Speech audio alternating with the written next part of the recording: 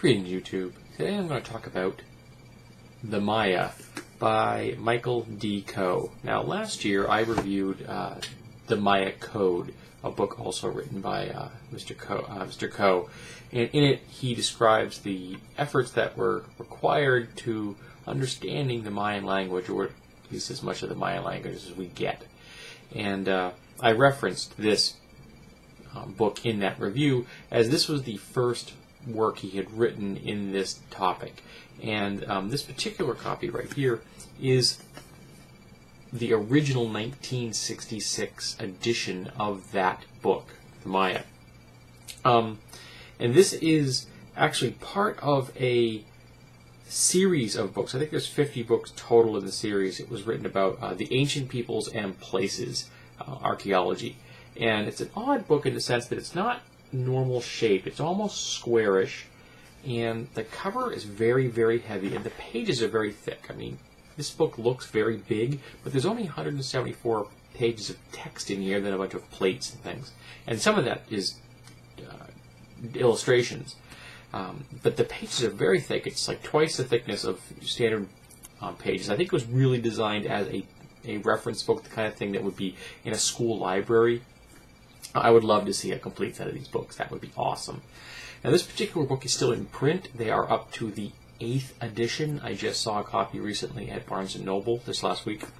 And it's more conventional, more rectangular in shape, and it's got standard thickness of covers and pages, glossier paper. This is a very non-glossy, flat style of heavy-duty paper. I also believe this is a British publication because of the spelling and some of the use of measurements are pure metric. But I wanted to read the original book before I may read the 8th edition at some point in the future. So I wanted to see what Mr. Coe had to say about the Maya before he had done his work, and but to helping to break the code and write the book dealing with all those that really helped solve that issue, or again, as far as we've been able to solve that issue. And it was interesting because I know I've read the book about the code, about the language, and he's referencing the fact that they don't understand the Mayan language in this book. And of course, they now understand a good part of the Mayan language.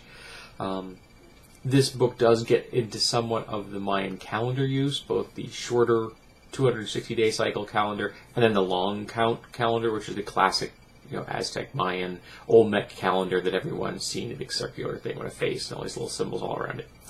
And then, there's the big controversy, that in, 2012 the world's going to end or whatever it is. Of course, the count is actually off, and the calendar is off by about 2,000 years, so nothing's going to happen in 2012, though the Shadowrun game used that event very well for a plot point, which I always thought was cool. But this book right here is a really nice collection of good, solid, easily digested information about the Maya. As much of their past as we understand, where they came from, how they moved into the Yucatan Peninsula, which is primarily where they lived, both in the lowlands and the highlands. How they lived, their daily life, their political structures, their religious practices, the foods they ate, how they conducted, warfare between the different groups, the different phases they moved through, starting in, I think the book covers the era from like 150 BC up through the conquest by the Europeans. Interestingly enough, I didn't know this, but there was an island of Maya that survived until 1697.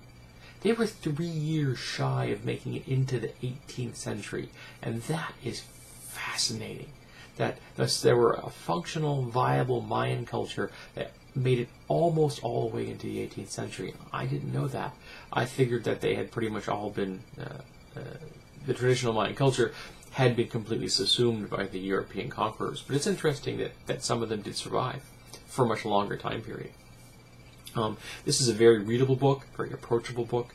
I think it's an excellent place to start, and I can only imagine that the 8th edition, which is going to have a lot more up-to-date information, would even be more useful.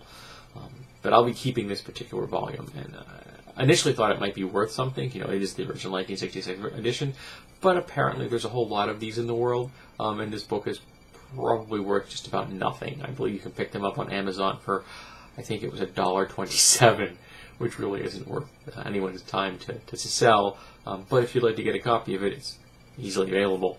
But I'll be keeping this along with my edition of the Mayan Code because they're very complementary to each other. So if you find the Maya culture fascinating in the way I do, the whole Mesoamerican era I find very interesting. The Olmec, the Aztec, the Maya, all of them were fascinating to me. I definitely recommend this book. I think you're going to find it interesting. Again, it's approachable, it's readable. There isn't, it isn't too deep. It's not difficult to understand.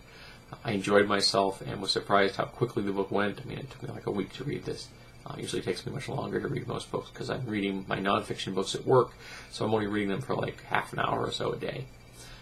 But again, if you like the Maya, check this out.